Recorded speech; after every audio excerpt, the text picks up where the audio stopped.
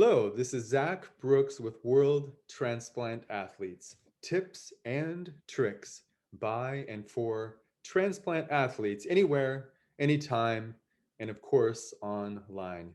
If you have a body with a new part and you can move, you are a World Transplant Athlete. As a two-time kidney transplant recipient and frequent participant at local, national, and world transplant games, I always wonder, how do other recipients take care of their health and prepare for competitions? Well, for me, there's only one way to find out, and that's to learn from the most inspiring transplant athletes in the world. Today, I have Marc Coronel from the United States. Marc, welcome to the show. How are you?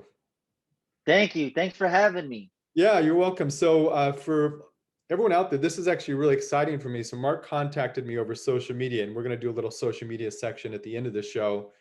And we actually both have a lot of LA experience. I have my LA Dodgers hat, and so Marc is from LA. So it was really exciting. But actually, I just met Marc today. So this is very fresh for both of us, but I'm excited to have Marc on the show today. So, Marc, what I like to do to get people warmed up, and especially want to get audience members to know you, is to give you a few warm-up questions to go through before we get to your tips, if that's okay with you. Of course. Okay, so the first question I have for you, very, very basic, is which transplant did you have? I received a kidney transplant December 10th, 2019. Excellent. Okay. Second question, if you had to summarize your transplant journey into one word, what would it be? Amazing. Okay, excellent. Amazing. Excellent. Question number three is what was your first exercise post-transplant? A nice little jog around the Wait, lake. so how long was that after your transplant? I think it was the fifth week after post kidney transplant. Um, That's pretty yeah, I fast. remember. Yeah, thank you. Thank you. There was a lake or something? What were you saying? Yeah, so it was a lake, and I really pushed my doctors, hey doc, can I run now? Can I run now? Can I run now? Mark, relax, because you just get this jolt of energy, and I was just in my bed. I'm like, oh my god, I got to start doing something, and I just really just asked my doctor, hey, can I start running? And it was a slow progress, but 5 weeks out was not that bad. You know what I How mean? far how far was it? Do you remember, like a mile or something, or less than a mile? It was, yeah, it was a mile because I still, that incision still, I mean, I'm not gonna lie, it really still had a, like, it was sore, like I had done 500 crunches, right? Um, uh, so I took my time with it and I slowly progressed to running around it and Mhm. really just timing myself. Now at that point, I mean, I did that in actually an hour and a half going around that lake. Yeah. So it was a sprint of fast walking, slowing down, sprint of fast walking, slowing down. So I did my own version of a sprint cool down, sprint cool down, sprint cool down, right? And yeah, sure enough, I'm here. Yeah, I love this question, and I love the answer I'm getting for all these transplant athletes. And there's one guy, Elma, he's a German guy. He's done the Ironman triathlon. So, really phenomenal athlete, but his first exercise post-transplant was a 400-meter run, just one time around a track. And it took him, I think, 40 minutes or something. But he really Wow. indicated that how important it was for him just to move a little bit. And then lo and behold, years later, he competes in Ironman triathlon. So, that first exercise for everyone I talk to is so important because, maybe by any objective measure, it's not a big deal, but all the energy and intention you put into that first exercise is monumental. In some ways, it's the most important exercise of your life. So I really love this question. So the final question I have for you to warm up is, in which kind of activities do you regularly participate? So now I go to the gym and I do boxing, not as an athlete to start sparring with everybody, but I go in there, I do the speed bag, I do my jump ropes, I hit the bag, my weight training and golf. So those are my everyday one, two, three. If I don't want to box today, I'll do some weight training. If I don't want to weight train, I'll go and go to the golf course. Okay. So tell us about boxing, because I know, just talking to you offline a little bit, that you're a boxer, pretty significant. So you boxed, growing up, or like tell us about your boxing history. So I started boxing at the age of 14. I was young. It was in my earlier days, and I was competing in the amateur realm, and I wasn't pro yet. And the way I found out, my kidney failure was through a routine physical. But essentially, I had competed for almost 12 years till I wanted to turn pro. Right? It wasn't a I have to turn pro. I have to turn pro. I have to turn pro. But I was really, really active in the gym, in the amateur realm. So tell us about this routine physical though, because I mean, you told me a little earlier, you had to a routine physical. You thought, oh, this is just a check mark to the next thing, but it turned out to be a life-changing event. So what was the routine physical for? Okay, so I had to do a routine physical on my 26th birthday, right? Because I was covered by the military, and what they tell their vets is your kid's covered till their 26th birthday. So for me, it was a routine physical. It was a clean slate on my birthday to start a new journey, and also my routine physical for my boxing to turn pro. I said, Doc, don't worry about it. I'm fit. You don't need to worry about anything. I can bank out 100 push-ups right now. I'm ready to go to turn to fight. She says, I'm pretty sure there's nothing to worry about. 2 days later, I got the call. I mean, it was really just that quick. She's like, I need to bring you in here for a biopsy. There seems to be an irregular number that popped up in your creatinine levels, and then other levels started to show the same thing. And sure enough, I came back 2 days later. I was diagnosed with FSGS. Um, Started spilling a lot of protein, and that's when my journey began, from being a fighter to fighting for my life. And that Wow. was a great it was a different transition for me to really cope with in the beginning. Yeah, that's a great way to summarize it. Being a fighter to fighting for your life. Actually, I have a similar story. I was playing soccer in a sand soccer tournament. I broke my toe. I went to the doctor and I said, "Well, I'm fine. Just, you can draw my blood if you want, but I know I'm fine because I've been playing soccer at a pretty high level." And lo and behold, it came back that my kidney was actually in bad shape. But it was only just a routine thing that I thought no big deal, and then my life changed very quickly. So I identify with that story very, very well. So thanks for answering those warm-up questions. Now let's get to your tips, kind of the heart of the show and the reason I do this show. And what I like to do is I like to read the tips from 1 to 5, and then we'll go back to the top of the list and you can talk us through those tips and why they're important for you. So tip number one you have for everyone is, number one is stay hydrated. Number two, know your training regime and the effects of muscle breakdown.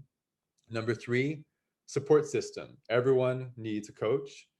Number four, getting rest. Your body needs to heal.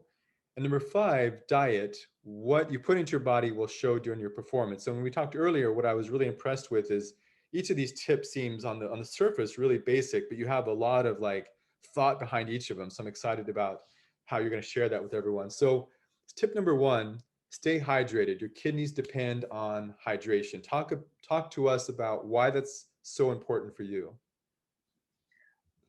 So, very interesting story. So it goes, in especially with kidney failure, you're diagnosed, you're drinking all this water, you end up on dialysis, you can't drink any water. I mean, 16 ounces of water a day. And then I go back to 3 liters of water a day.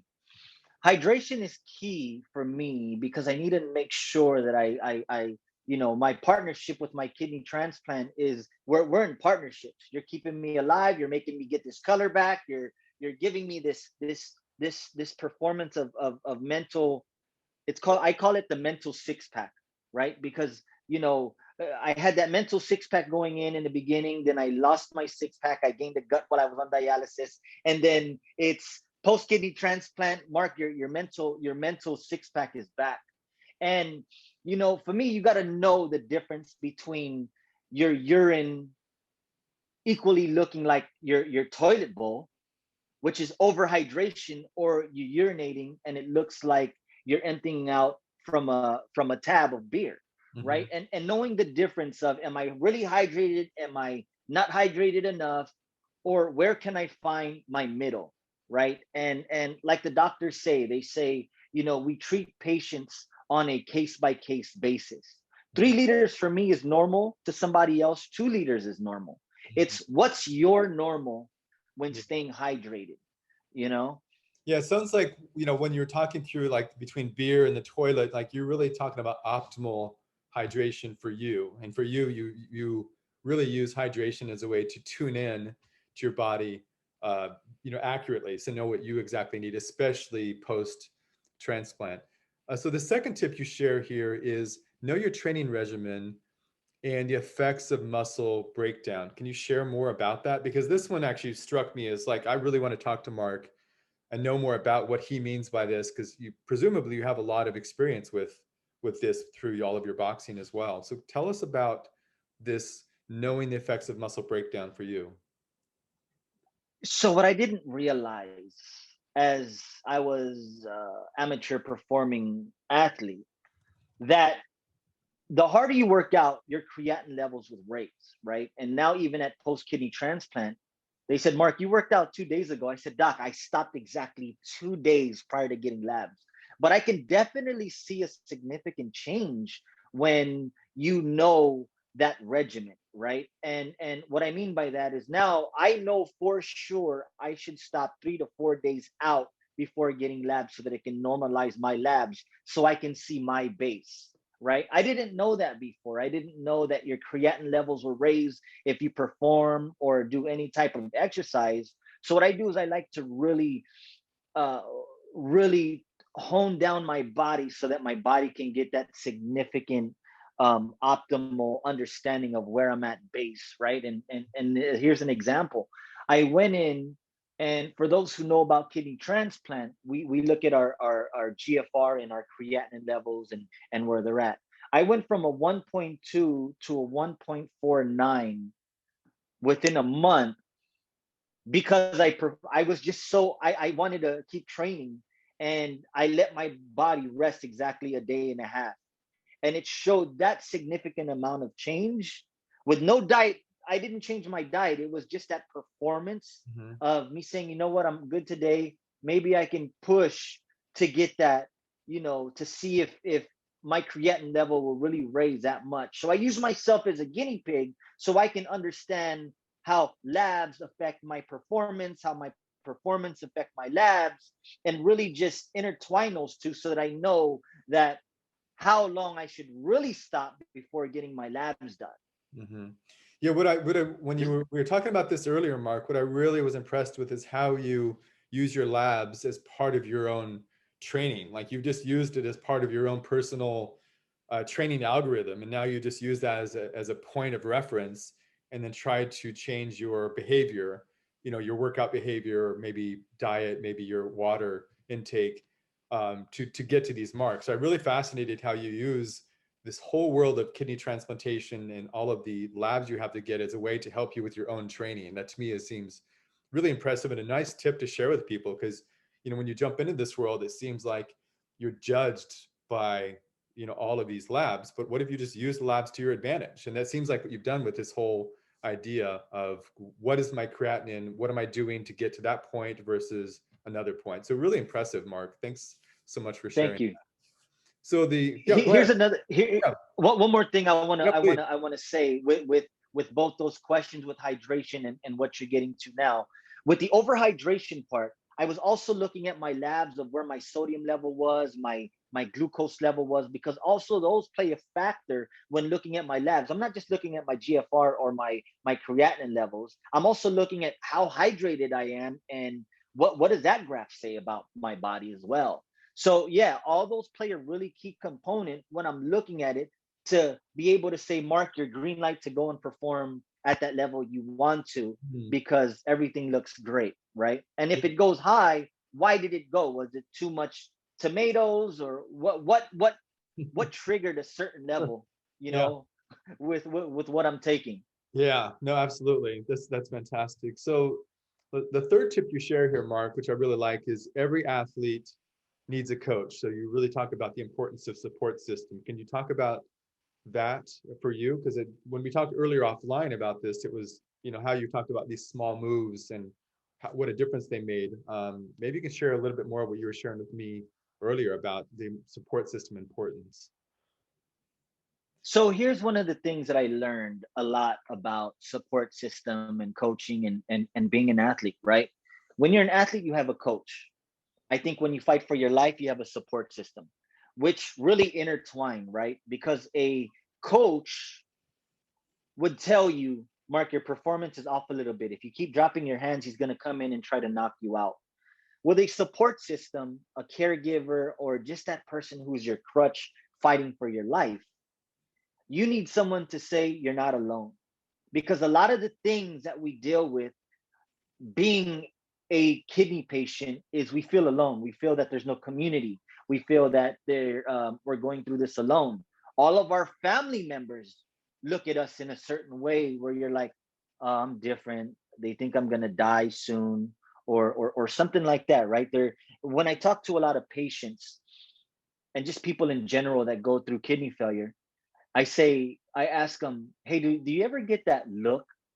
And they're like, yeah, I you know the look I'm talking about, know. right? Yeah. And they're like, you know, and it just brings you back to your reality, right? Of what you're going through. You try to put on that strong face, you know what, I can get through another day. But when you talk to people, it looks like they feel sorry for you. I don't know what Yeah. it I can't describe that look, right? No, I know But exactly then what you're talking about. but your support system, you know, that one person, for me it was my fiance, who told me we're gonna get through this together. I'm fighting your battle. Yeah. My coach would say the same thing. Mark, you're in there alone, but we're coming in as a team, believe it or not. Hmm. And we have to understand that when it comes to the support system and being a world transplant athlete, right? Is our coach want the best for us. They want us to get that win. Our support system, our fiance, mother, father, brother, family member wants the best for us, right? But we have to listen when it comes to getting that getting that optimal performance and getting a kidney transplant now, Yeah. right? Because it's very easy to get into that depressing hole and saying, you know what, my life's already over. I don't think I can get through this because I'm at dialysis 3 days a week. I have to take these phosphorus binders every time after I eat. um what else is there for me, you Hmm. know? Yeah. My coach is doing his homework by knowing what weaknesses my opponent has. Hmm. My fiance is doing her homework by what I should eat. Yeah. And it plays an intertwining role how I was able to use athleticism to fight for my life. Yeah. Again, I was a fighter. Now I'm a fighter fighting for his life. You know, Mhm. I'm fighting for my life. So to be able to use the ingredients I received as a boxer, as an amateur athlete, and to bring it on to my life now, it played that key role to finding and getting that support system where whatever life throws at me, I use my athletic ability to stick and move, right? Stick and move. Mhm. Same thing with kidney failure. I had to stick and move. Mhm. And it was a way that I was able to really intertwine that to actually say, you know what, this is my new process in life. And Yeah. now every time I go into the hospital, my coach now, my fiance, is right there with me saying your labs are going to be great. Yeah. You know, you're going to get through this. You're going to get through this. And when I go in and do my labs, it's round one. It's round one. And then waiting for that progress to get my results. Okay, I won this round, Okay. right? Yeah. So it's a constant. I gotta mentally always think boxing. All right, this is round one, and now getting a kidney transplant is winning the world championship belt, Yeah. right? They say a kidney transplant lasts 20 years. Being a champion, you're not always champion for the rest of your life, Yeah. right? There's always going to be another competitor, and that competitor is kidney failure, Mhm. right? Who's trying to bring me down to say, look, you're going to have to face me again. Let me see if you can win. And that's where my support system comes into place. Mark, keep hitting that bag, keep going. Not Yeah. in the physical form, but in that mental six pack where you're constantly doing this without having to do this, right? Mm. So that's how a key component with a support system worked for me, and how I was able to correlate the two and just intertwine them and really focus on getting that win every single time. Yeah. But I also know at the back of my hand, there's another athlete who's training double time as hard, twice as hard. Hmm. to try to get that championship belt out, right? For Yeah. me, that's kidney failure, Hmm. right? So even if I held this for another 20 years, this belt, that's all that matters to me, is that I was able to hold it for 20 years, and let's get into that battle. Yeah. What stood out for me and what you shared, and thanks so much for that, Mark. That was really excellent. Is the look, because I know exactly the look you're talking about. So if anyone is out there and they're on dialysis or before a transplant or even going through that now, I would just say, we get that look from someone of pity, and that's how I describe it. Don't accept it. Like you're better than that. And just because you happen to be a patient in a hospital doesn't mean you are a patient. That's just a role you're playing at the moment. You have to sort of find a way to move beyond that. And what Mark has done is sort of overcome a lot of things through like real dedication to a mentality to overcome things. And so that look, when you said that look, I mean, that just it sparks so much in me through my own experience. So really, thanks for sharing that, Mark. So